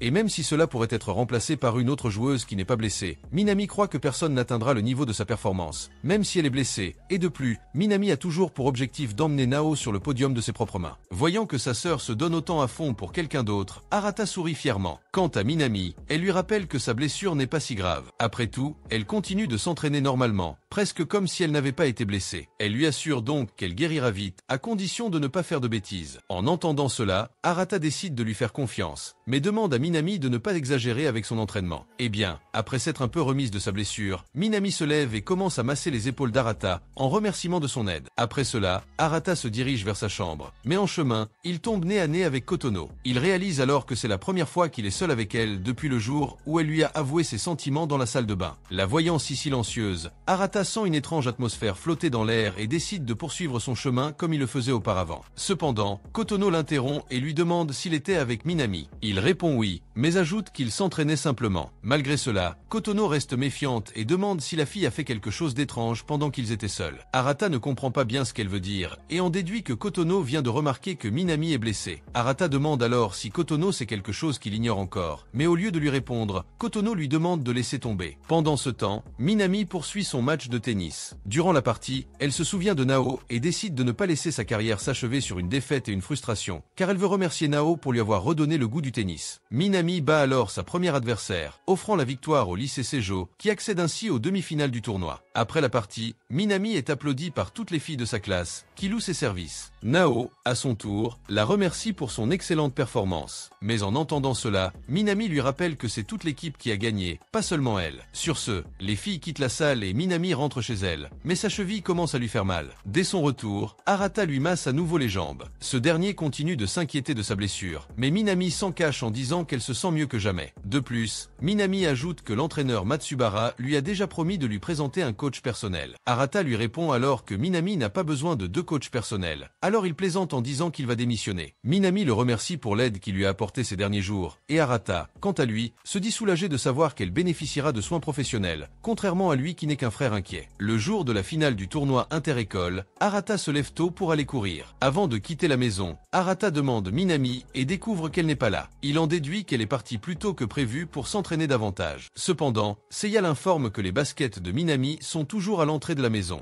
Peu de temps après, tout le monde désespérément il court pour essayer de la retrouver dans la maison, mais aucun d'entre eux n'y parvient. Et alors que tout le monde était inquiet, Minami ouvre soudainement la porte avec le regard de quelqu'un qui est allé acheter du pain et demande ce que tout le monde fait, laissant tout le monde avec un grand visage. Puis disant qu'elle est allée au dépanneur, Arata lui pose des questions sur le match après tout, il est déjà 9 h. Cependant elle dit que les fans doivent juste arriver avant le début du match. Et puis Arata est surprise de ne pas participer au jeu, alors elle se précipite dans sa chambre et leur dit de ne pas s'inquiéter. Ce qui ne fit qu'inquiéter encore plus Arata, pensant que peut-être la blessure aurait pu empirer, mais quand il alla la voir dans la chambre, il la vit manger des collations et lire des mangas, passant le meilleur moment de sa vie. Avec cela, il entre dans la pièce et dit qu'il a frappé à la porte, la faisant s'excuser parce qu'elle était distraite. Alors Arata révèle qu'il se soucie trop d'elle pour simplement prétendre que tout va bien, et en cela elle lui révèle que l'équipe a découvert sa blessure et a mis une réserve à sa place. Dans le sac, le capitaine a remarqué qu'elle boitait depuis le dernier match, faisant ainsi dire à l'équipe de lui valoriser sa santé et son repos. Maintenant plus soulagée, il lui demande comment elle va. Après tout, elle avait dit qu'il y avait quelqu'un qu'elle voulait mettre sur le podium. Cependant Minami semble aller bien et dit qu'il n'y a rien à faire puisqu'ils n'ont pas la confiance nécessaire pour la mettre sur le terrain comme ça, et qui sait si elle avait joué, elle aurait perdu. Arata décide d'accepter ses paroles, alors qu'elle fait semblant d'aller bien. Cependant il sait qu'elle ne va pas bien, compte tenu de ce qu'elle lui a dit auparavant. Cependant il est interrompu par Shion qui était également au courant de la blessure et décide de lui raconter ce qui s'est passé ce matin-là. Là où il a trouvé Minami en train de pleurer dans le coin isolé, mais a décidé qu'elle ferait mieux de faire comme si elle n'avait rien vu. Cependant il a pensé à reconsidérer une fois qu'il a su que le match était aujourd'hui. Shion ajoute également que parfois, elle a l'impression de ne penser à rien, mais qu'elle est la personne la plus sensible qui se soucie de ce que ressentent les autres, et qu'elle fait toujours semblant d'aller bien pour ne pas inquiéter les autres, la faisant porter tout le poids seule, alors que c'est leur petite sœur. Sachant cela, Arata se rend rapidement dans la chambre et lui dit de se préparer, et avec ses sœurs, ils la mettent dans la voiture. Banri était totalement inquiet car il ne conduit pas très bien, tandis que les autres se battaient car c'était une voiture très grosse et lente. Pendant ce temps, Minami se demandait si elle pouvait aller au match et se demandait si elle avait pu le faire plus tôt, lorsqu'elle n'avait pas remarqué et avait dit à l'entraîneur de prendre soin de sa santé. Et c'est là qu'elle a ouvert son cœur, qu'elle voulait continuer à jouer malgré tout. Après tout, elle sait que Nao arrêtera de jouer au tennis après ce tournoi, et que Minami lui doit tout, puisqu'elle est celle qui lui a rappelé que jouer au tennis est amusant. Et tandis qu'elle criait qu'elle voulait mettre son 100p sur le podium,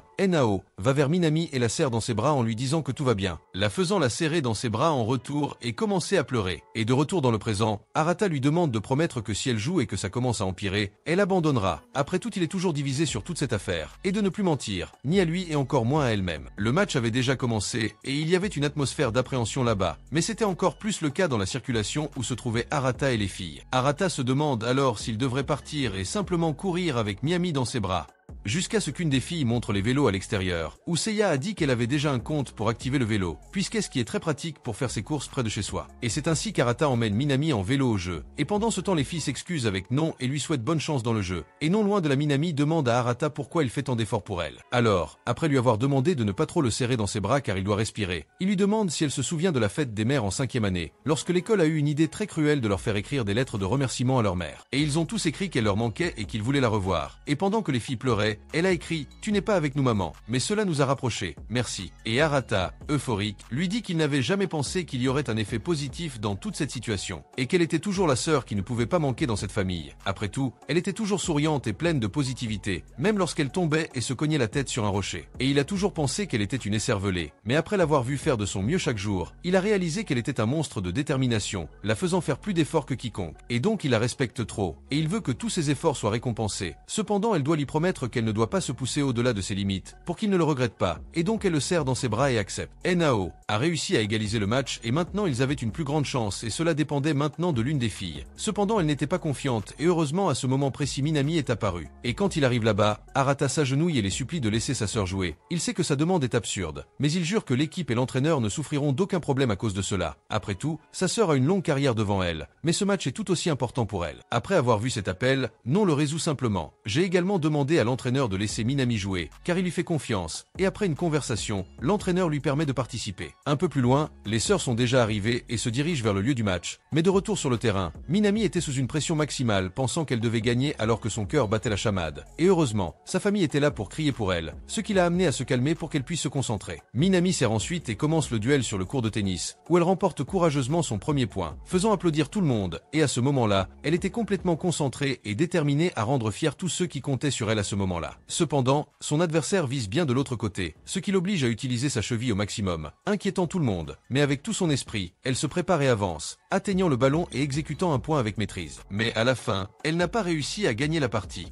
Et présente ses excuses à toute l'équipe pour elle pleurer à ce moment-là. Elle dit à tout le monde que si elle avait gagné, il ne serait pas la triste et qu'elle ne le ferait pas. Elle pourrait la frapper si elle le voulait. Mais en même temps, elle ne la voit pas et s'incline en la remerciant pour tout. Et qu'il ne serait jamais arrivé aussi loin sans elle. Et qu'elle s'est mise en danger pour jouer aujourd'hui. Et qu'elle était toujours là pour encourager l'équipe. Donc au nom de tout le monde, elle est là à ce moment-là pour la remercier. Cependant, elle ne peut qu'espérer que le jeu ne vienne pas entraver son brillant avenir. Et elle le remercie de l'avoir aidé, elle et tous les autres, à rêver un peu plus grand, tandis que des larmes coulent de leurs lèvres. Non loin de là, tout le monde dans la voiture parle de ce que Minami doit ressentir. Uka dit même que ce n'est pas de sa faute, car l'arbitre a fait plusieurs erreurs et les fans de l'autre équipe criaient très fort pour essayer de mettre la pression sur Minami. Un peu plus tard, Arata retrouve enfin Minami qui réfléchissait sur un banc et regardait le ciel. Et quand elle le voit, elle essaie à nouveau de créer un faux sourire sur son visage et de jouer avec la situation dans laquelle elle a fini par trop parler et perdre à la fin, puis s'excuse d'avoir perdu après avoir essayé si dur, et qu'elle aurait dû savoir qu'il était inutile d'essayer de prendre soin de sa cheville blessée, et que le personnel était horrible aussi, car il la remerciait. Après tout, elle se serait sentie mieux s'il lui avait crié dessus. Et à la fin, elle s'excuse de lui avoir fait voir ce côté ridicule d'elle, puisqu'il a même dit qu'il la respectait, et qu'il commençait à la détester pour être si pathétique, mais qu'en vérité elle est très reconnaissante envers tout le monde, car elle sait que si elle restait à la maison, elle le regretterait pour le reste de sa vie. Et tandis qu'elle continuait dans ce théâtre optimiste, Arata lui dit d'attendre et la tire vers lui, lui faisant un câlin chaleureux, et quand elle désespère, il lui rappelle qu'il lui a dit d'arrêter de mentir plus tôt, et que si elle est triste, elle peut pleurer, la faisant ainsi fondre en larmes tout en demandant des moyens de se racheter auprès de l'équipe. Et si elle devient la meilleure du monde, peut-être qu'ils pourront lui pardonner, terminant en demandant comment elle peut s'améliorer et arrêter d'être faible. Après tout, elle peut s'entraîner toute la journée mais cela ne sert à rien si elle ne gagne pas quand elle en a besoin. Et alors qu'elle était en larmes, elle dit qu'elle ne veut plus jamais perdre contre qui que ce soit, qu'elle veut être assez bonne pour que même si elle est blessée, elle puisse gagner. Et il la réconforte en lui disant qu'elle le sera, qu'il le sait, alors qu'elle fond en larmes. Toujours dans le bain, Minami se souvient, il y a quelques jours, Arata avait demandé à l'entraîneur de la laisser participer, allant même jusqu'à s'agenouiller pour que Minami puisse profiter de cette opportunité. Après ce match, Arata a appris sa défaite, l'a serré dans ses bras et a dit à Minami de pleurer si elle le voulait, car désormais, il voulait que sa sœur ne lui cache plus rien, comme sa blessure à la cheville qu'elle avait cachée à tout le monde. Pendant ce temps, Uka reste indignée par le résultat du match précédent, estimant que le tir de Minami était à l'intérieur du terrain et qu'elle n'aurait donc pas dû être disqualifiée. Banri, quant à elle, comprend les sentiments d'Uka. Après tout, personne ne s'attendait à ce que Minami perde ce match. Arata, quant à lui, reste indifférent à la situation et affirme que le résultat final n'est pas le plus important. Pour lui, ce qui compte, c'est de savoir que Minami ne regrette rien, car elle a donné le meilleur d'elle-même, même si elle n'a pas gagné. En entendant cela, Banri acquiesce. Cependant, Uka reste en colère et lui demande d'arrêter ses discours philosophiques. Pendant qu'ils se disputent, Minami sort de la douche et assiste à la scène. Uka commande son dernier coup du match et affirme que son smash était à l'intérieur des limites du court, ce qui signifie qu'elle aurait dû gagner. Voyant Uka toujours très inquiète, Minami la rassure en lui disant qu'elle se fiche du résultat. À ces mots, Uka pâlit et lui rappelle que Minami a perdu précisément à cause de ce petit détail. Malgré cela, Minami affirme que les erreurs humaines sont normales dans les championnats inter-écoles et que le simple fait que sa blessure ne se soit pas aggravée après le match la satisfait déjà. Après avoir entendu la réponse finale de Minami, Seiya conseille à Uka d'arrêter de se plaindre. Sinon elle se comporterait comme une fauteuse de troubles et provoquerait des bagarres sans raison valable. Mais au lieu de se calmer, Uka se concentre encore plus sur ce sujet. Elle ramasse alors une balle et simule la ligne blanche du terrain avec l'espace entre les dalles, montrant que la balle n'a pas quitté la ligne. Seiya, déjà à bout de patience, demande à Uka de se calmer un peu, mais la jeune fille reste hystérique, jusqu'à ce qu'elle lâche la balle sur la tête de Minami par erreur. Mais avant qu'elle ne soit touchée, Arata arrive juste à temps et la sauve. Minami ressent une étrange sensation en le voyant lui prendre le bras. Puis, elle se souvient du jour du match, où il l'a serré dans ses bras, et Minami commence à soupçonner qu'elle pourrait être amoureuse de lui. Pendant ce temps, Kotono se souvient du jour où elle a déclaré ses sentiments pour Arata à ses sœurs, jusqu'à ce qu'elle entende soudain quelqu'un frapper à la porte et aille ouvrir. Juste à ce moment, Uka entre dans sa chambre et leur demande de prendre un moment pour discuter. De retour auprès de Minami, elle tente de se distraire en jouant avec Vel. Cependant, elle continue de penser à Arata et se demande s'il serait bien qu'elle finisse par tomber amoureuse de lui. Alors qu'elle se parle à elle-même, Arata apparaît derrière Minami à ce moment précis et lui demande ce qu'elle raconte. Cependant, elle le cache et s'enfuit en prétextant qu'elle va dormir. En entendant cela, Arata trouve étrange la réaction anormale de Minami et remarque qu'il n'est que 21h, une heure à laquelle elle ne dort habituellement pas.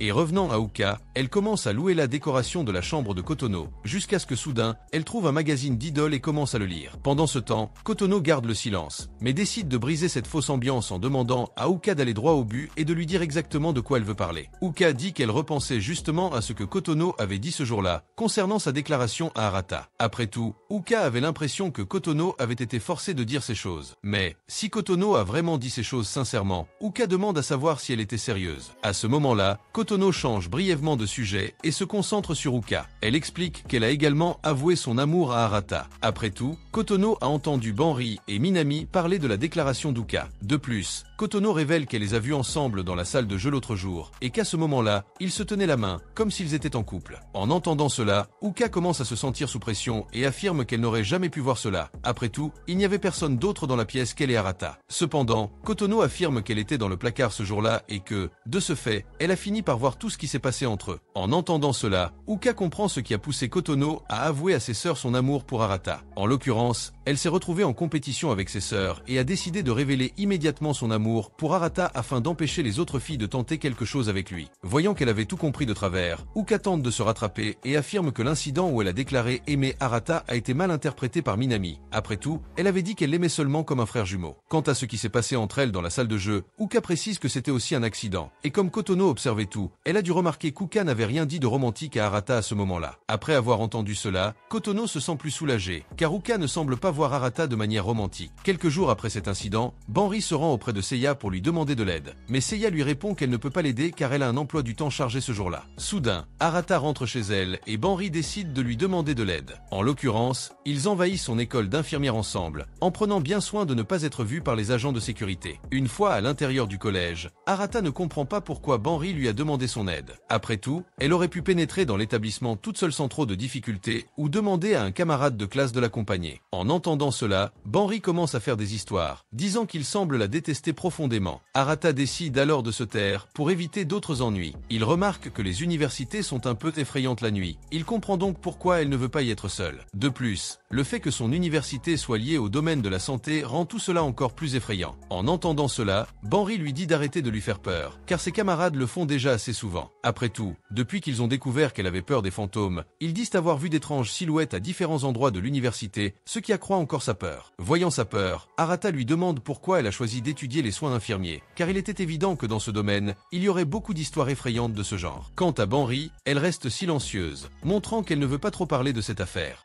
À cela, Arata décide de se dépêcher et demande pour qu'il puisse récupérer ce qu'elle avait oublié et partir au plus vite. Le voyant marcher si vite, Banri lui demande de l'attendre. Pendant ce temps, Uka ne cesse de penser à Arata et à ses sentiments pour lui et finit par se déconcentrer. Uka sort alors son téléphone portable pour regarder des vidéos sur internet, histoire de se distraire un peu avant de retourner étudier. De retour à Arata et Banri, ils continuent de marcher dans l'école, jusqu'à ce que soudain, un vent brise les fenêtres, augmentant encore la peur de Banri. Elle s'accroche alors encore plus fort au bras d'Arata et finit par serrer les bottées contre lui. Mal à l'aise face à la situation, Arata lui dit de le laisser partir pour qu'il puisse marcher plus librement. Cependant, Banri le serre encore plus fort et lui promet qu'il n'oubliera plus jamais rien à l'école. Soudain, Arata entend un bruit suspect et lui couvre la bouche, lui ordonnant de se taire. Juste à ce moment-là, un agent de sécurité de l'école passe à côté d'eux et les manque de peu. Dès qu'ils sont seuls, Arata et Banri se lèvent et se dirigent vers la salle du club, où Banri a oublié ses affaires. Elle allume la lumière pour mieux voir, et Arata commence à s'inquiéter, craignant qu'il ne se fasse prendre. Cependant, Banri l'informe que la salle est située dans un coin du bâtiment, donc ils ne seront pas vus aussi facilement. Lorsqu'elle ouvre le placard, Banri prend une peluche et se met à sourire comme un enfant. Arata trouve la situation étrange, car il ne s'attendait pas à ce qu'elle ait ce genre de passe-temps. Quant à Banri, elle explique qu'en visitant un hôpital avec l'équipe de bénévoles de l'université, elle a trouvé plusieurs enfants en difficulté. Les bénévoles de l'université étaient donc chargés de prendre soin de ces enfants et de leur redonner le sourire. Et Banri révèle que c'est précisément pour cette raison qu'elle a décidé de rejoindre ce club. participer à des activités bénévoles dans les hôpitaux. Quant aux peluches dans le placard, Benry dit qu'elles seront offertes en cadeau aux enfants qu'elle visitera à l'hôpital le lendemain. Comme la poupée avait disparu, Benry décida d'aller à l'université pour la récupérer, car il ne voulait voir aucun enfant sans cadeau. Voyant que les motivations de Benry étaient plus nobles qu'il ne l'imaginait, Arata fut impressionnée par l'altruisme de sa sœur. Quant à Benry, elle se souvint du jour où il lui avait demandé pourquoi elle avait choisi de travailler dans le domaine des soins infirmiers. Benry lui expliqua alors que, comme elle était l'aînée, elle accompagnait toujours son père rendre visite à leur mère à l'hôpital. Mais chaque fois que la visite se terminait et qu'elle devait laisser sa mère à l'hôpital pour rentrer chez elle, Benry était très triste. Après tout, elle aurait aimé être constamment à ses côtés. Et comme elle ne pouvait pas le faire, Benry se réfugiait dans un coin pour pleurer, jusqu'à ce qu'une infirmière s'approche d'elle et commence à la calmer pendant qu'elle discute. Depuis, Benry a décidé de devenir infirmière comme elle, pour apporter du bonheur aux enfants en difficulté. Le lendemain, elle envoie un message à Arata, lui disant qu'elle et ses amis ont réussi à livrer les poupées aux enfants. Elle le remercie ensuite pour l'aide qu'il lui a apportée la veille, car grâce à Arata, tous les enfants ont pu recevoir les cadeaux. Quelques jours plus tard, les élèves de la classe d'Uka reçoivent leurs résultats d'examen. Uka ment sur sa note pour ne pas montrer de faiblesse. Les filles commencent alors à l'envier, car elle est intelligente, jolie et très sportive, des qualités très précieuses à l'école. Mais en réalité, Uka a eu un 0. Et voilà que ce même week-end,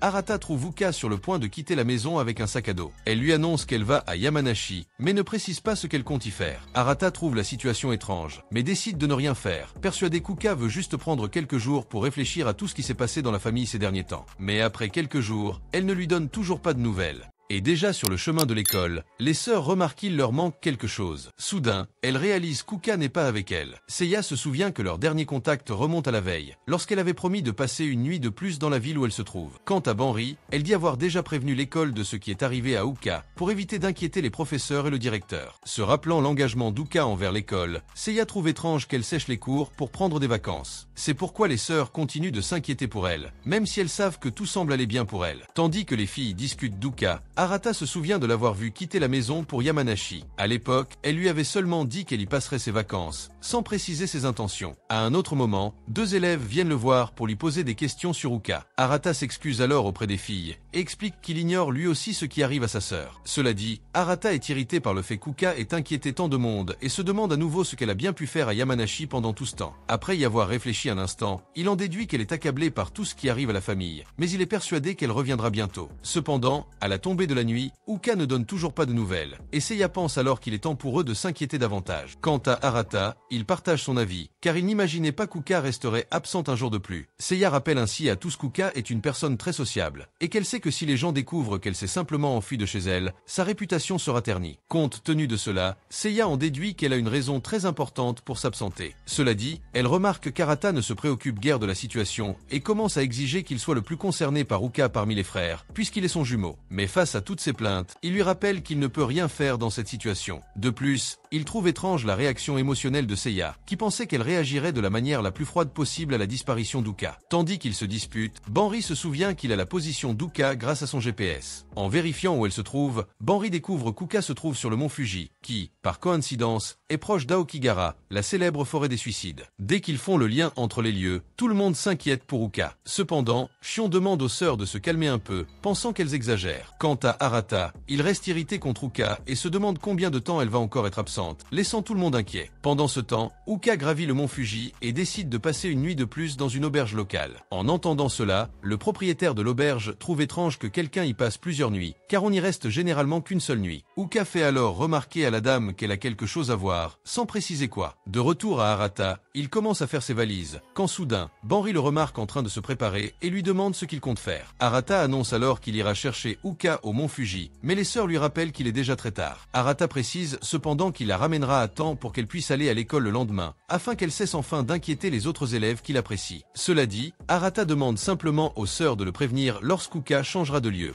Dans ce cas, Seiya adopte une position différente de celle du d'autres sœurs, et au lieu d'essayer de l'arrêter, elle place sa confiance en lui et demande à Arata de ramener Uka sain et sauf. Déjà en chemin, Arata reçoit un appel de Benry, lui demandant où il est. Il lui informe qu'il vient d'arriver à la 5e station et découvre qu'Uka est toujours à la 8e station, la même où elle était avant de quitter la maison. Arata en déduit qu'elle est dans une auberge de montagne. Quant à Benry, elle est toujours très inquiète et se demande s'il va vraiment bien, mais quelques secondes plus tard, il raccroche. De retour auprès d'Arata, il escalade le mont Fuji, toujours sans comprendre ce qui a poussé Uka à se rendre à cet endroit, et s'interroge également sur les raisons qui l'ont poussé à prendre une décision aussi soudaine. Pendant ce temps, Kotono croise Minami dans la cuisine et lui dit qu'elle est toujours très inquiète pour Arata. En entendant cela, Minami compatit à ses sentiments et dit qu'elle espère également qu'il retrouvera Uka saine et sauve. Kotono sous-entend alors qu'elle se soucie davantage d'Arata lui-même que de sauver Uka. Minami, entendant cela, calme Kotono en lui disant qu'Arata est très fort et qu'il ne sera donc pas blessé si facilement. Soudain, Arata rejoint Uka plus vite que prévu, laissant la jeune fille perplexe. Uka lui demande alors pourquoi il l'a poursuivi, et Arata répond que la réponse est évidente. Après tout, il était simplement venu la chercher. Soudain, le propriétaire de l'auberge remarque du mouvement dans la chambre et se rend sur place pour vérifier ce qui se passe. Arata demande alors à la dame de le laisser passer la nuit à l'auberge. Lorsqu'elle réalise qu'ils sont frères, la dame le laisse entrer. Arata envoie alors un message au frère, leur annonçant qu'il a déjà retrouvé Uka. Mais lorsqu'il remarque que la chambre où ils vont passer la nuit est minuscule, Arata commence à se sentir gêné, car, s'y étant rendu sur un coup de tête, il n'aurait jamais imaginé devoir vivre une telle situation. Soudain, en y repensant, il se souvient de la fois où il a accidentellement posé Uka par terre, ce qui rend l'atmosphère entre eux encore plus embarrassante. Et lorsqu'il se surprend à y penser, Arata secoue la tête, déniant la réalité, essayant de chasser cette idée fausse de son esprit. Quant à Uka, elle décide de se changer pour dormir et lui demande de ne pas se retourner avant d'avoir fini. À ces mots, Arata est gêné et rougit à l'idée qu'Uka se transforme juste derrière lui. Mais se rappelant avoir vu son corps à maintes reprises, Arata tente de se contrôler. Quelques minutes plus tard, Uka finit enfin de se transformer et le laisse la regarder à nouveau. Arata lui parle alors de son comportement récent et lui demande pourquoi elle sèche les cours pour faire cela. Après tout, c'est une grave offense envers la future présidente du conseil des élèves. Après cela, il déclare qu'ils rentreront chez eux le lendemain matin. Mais en entendant cela, Uka lui fait comprendre qu'elle n'a aucune intention de revenir. Arata lui demande alors pourquoi elle est allée là-bas, et avant même qu'elle puisse répondre, il lui annonce qu'il sera en colère si elle lui révèle avoir eu une vision divine. Quant à Uka, elle reste silencieuse, ignorant toutes ces questions. Voyant qu'il n'y a aucune issue, Arata s'allonge pour dormir, renonçant à lui parler. Cependant, Uka lui parle à nouveau et lui demande si des gens se sont inquiétés pour elle depuis, ce à quoi Arata confirme que oui, affirmant que leur inquiétude est plus que justifiée. Et quant à Uka, elle lui rappelle que leurs parents se sont rencontrés sur le mont Fuji, et à l'époque, leur mère avait fini par se sentir malade à cause de l'altitude. Alors leur père, inquiet, avait décidé de la ramener au sommet de la montagne.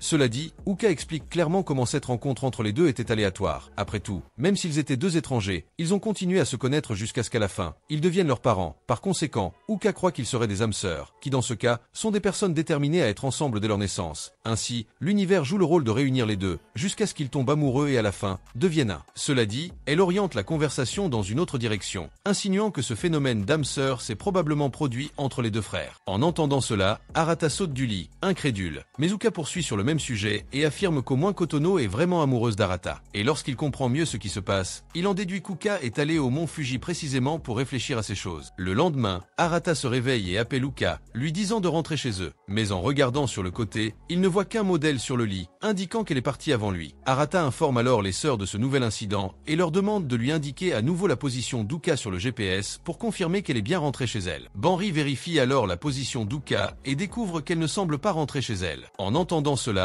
Arata confirme ce qu'il avait déjà imaginé. Il était déjà certain qu'Uka lui mentait dans ce message. Pendant ce temps, Uka se retrouve au sommet de la montagne et reste immobile pendant plus d'une heure, ce qui commence à inquiéter certaines personnes autour d'elle. Soudain, Uka décide de quitter le sommet de la montagne et regrette que ce à quoi elle s'attendait ne se soit pas produit. Mais comme auparavant, elle ne dit pas exactement ce à quoi elle s'attend. À ce moment-là, Uka se dispute, se disant qu'elle aurait dû partir avec Arata, car elle a l'impression d'avoir perdu son temps en venant là-bas. Cela dit, elle commence à descendre la montagne, jusqu'à ce qu'Uka se perde soudain à cause du brouillard. Au lieu de retourner au sommet, elle continue son chemin pour éviter de se perdre encore plus. Cependant, en faisant un mauvais pas, Uka tombe au sol et se blesse à la jambe, l'empêchant de reprendre le sentier. Quelques minutes plus tard, Uka finit par s'assoupir et rêve du jour où son père lui avait offert des boucles d'oreilles, affirmant qu'elles avaient appartenu à sa mère. Lorsqu'elle revient à la réalité, Uka se retrouve perdue et incapable de marcher à cause de sa blessure à la jambe. Elle réalise qu'elle finira par mourir si personne ne vient à son secours. Elle se demande alors si Arata a déjà signalé sa disparition à quelqu'un, puis réalise qu'elle ne fait que causer des ennuis à tout le monde. Mais lorsqu'elle se souvient qu'ils ne sont pas frères et sœurs, elle se soulage et ne se culpabilise plus autant. Soudain, en regardant à nouveau ses boucles d'oreilles, Uka en laisse tomber une par terre et se met à la chercher désespérément. Soudain, elle remarque une lumière vive sur son visage, puis elle voit Arata la regarder, prêt à l'aider. Sur ce, Uka commence à les considérer comme ses parents, car Arata devra la porter sur son dos pour la sortir de là, car Uka a une jambe blessée. Waouh, quel joli cliché. Le gars a lancé le cliché à Sora, avec une touche Oshi sur le cliché. Que se passe-t-il les gars? Histoire d'amour avec Géméo. Il y a 5 filles qui ne sont pas sa sœur et il va directement vers sa sœur jumelle. Je n'arrive pas à y croire. Laisse un like et abonne-toi si tu veux plus de ça. Que je t'apporte, j'y suis allé.